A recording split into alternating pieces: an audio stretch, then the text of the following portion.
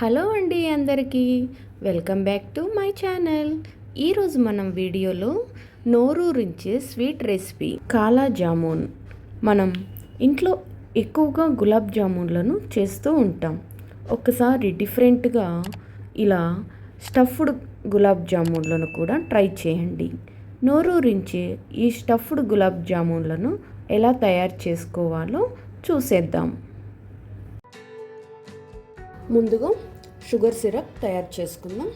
Stove on చేసుకొని ఒక కడాయి పెట్టుకొని అందులోకి 2.5 కప్స్ షుగర్ వేసుకోవాలి. అందులోకి 2 కప్స్ వాటర్ వేసుకోవాలి. మీడియం ఫ్లేమ్ మీద పెట్టేసుకొని షుగర్ మొత్తం మెల్ట్ అయ్యేలాగా ఒకసారి ఇలా కలుపుకోండి.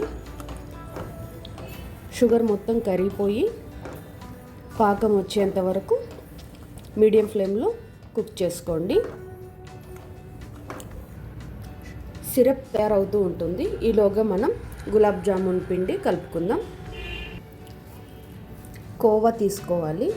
ఇది పచ్చి కోవా అండి, షుగర్ లేకుండా ఉంటుంది కదా, అది పచ్చి కోవా తీసుకున్నాను. ఇప్పుడు ఇందులోకి 1 కప్పు మైదా వేసుకోవాలి.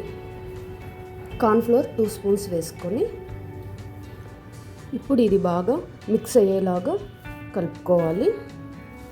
కోవా, మైదా పిండి, కార్న్ఫ్లోర్ బాగా మిక్స్ చేసుకోవాలి.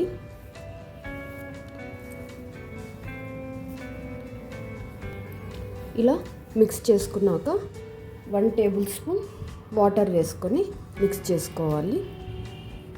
వాటర్ ఎక్కువేం అవసరం లేదు, కొద్దిగానే వేసుకుంటే సరిపోతుంది. ఇలా బాగా మిక్స్ చేసుకోవాలి. ఎక్కువ అదమకుండా ఇలా మిక్స్ చేసుకోవాలి.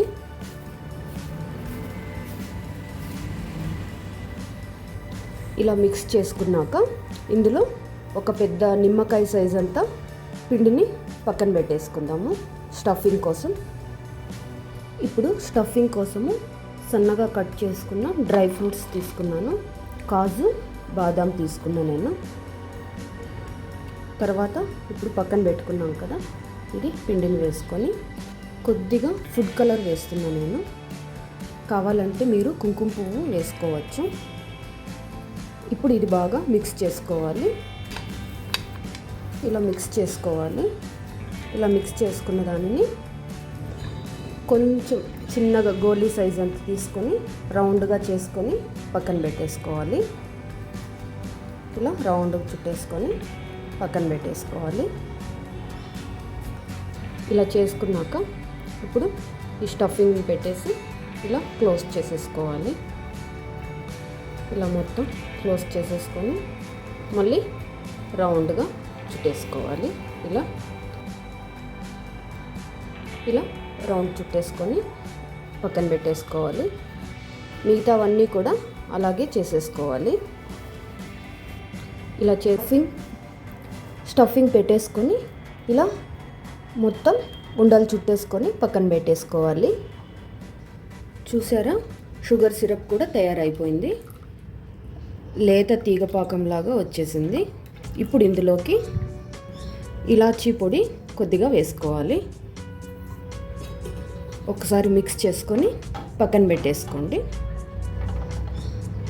ఇప్పుడు వేరొక కడాయి పెట్టుకొని అందులోకి డీప్ ఫ్రైకి సరిపడా ఆయిల్ వేసుకోవాలి. ఆయిల్ వేడయ్యాక అందులోకి జామున్లు వేసుకోవాలి. ఫ్లేమ్ మాత్రం సిమ్లోనే పెట్టేసుకోవాలి. హై ఫ్లేమ్లో పెడితే పైన మాత్రం ఫ్రై అయిపోతాయి, లోపల పచ్చిగానే ఉండిపోతాయి. ఇలా వేసుకున్న తర్వాత వెంటనే కలపకూడదు. 1 నిమిషం పాటు అలాగే వదిలేసేయాలి. చూడండి, కొద్దిగా ఫ్రై అయ్యాక ఇలా మెల్లగా ఇలా కలుపుకోండి. అవి పైకి వచ్చినప్పుడు కలుపుకోవాలి. ఇలా మధ్యలో ఇలా రౌండ్గా తిప్పండి. ఇలా తిప్పడం వల్ల మొత్తం అన్నీ ఈవెన్గా కుక్ అవుతాయి. ఇలా సిమ్లో కుక్ చేయడం వల్ల జామున్లు లోపల నీట్గా కుక్ అవుతాయి. లేకుంటే పైన కలర్ వచ్చేస్తాయి, లోపల పచ్చి పచ్చిగా అలాగే ఉండిపోతాయి. మంచి గోల్డెన్ బ్రౌన్ కలర్ వచ్చేంత వరకు ఫ్రై చేసుకోవాలి. ఎక్కువ వేయకూడదు జామున్లు ఆయిల్లోకి, కొద్దిగానే వేసుకొని నెమ్మదిగా ఇలా కుక్ చేసుకోవాలి. చూడండి చక్కగా ఫ్రై అయిపోయాయి. ఇప్పుడు ఇవి తీసేసుకుందాము. చూడండి మంచి కలర్ వచ్చాయి. ఇప్పుడు వీటిని షుగర్ సిరప్లోకి వేసేసుకోవాలి. షుగర్ సిరప్ గోరువెచ్చగా ఉన్నప్పుడే వేసుకోవాలి. ఇలా జామున్లు మొత్తం వేసుకున్నాక 1 అవర్ పక్కన పెట్టేసుకోవాలి.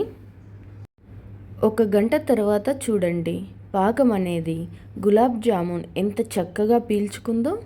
నేను చెప్పిన విధంగా కాలా జామున్లు ట్రై చేసి చూడండి, చాలా పర్ఫెక్ట్గా వస్తాయి.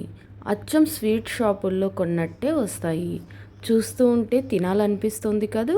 మీరు కూడా ఇంట్లో ఒక్కసారైనా కాలా జామున్లను ట్రై చేసి నోరు తీపి చేసుకోండి.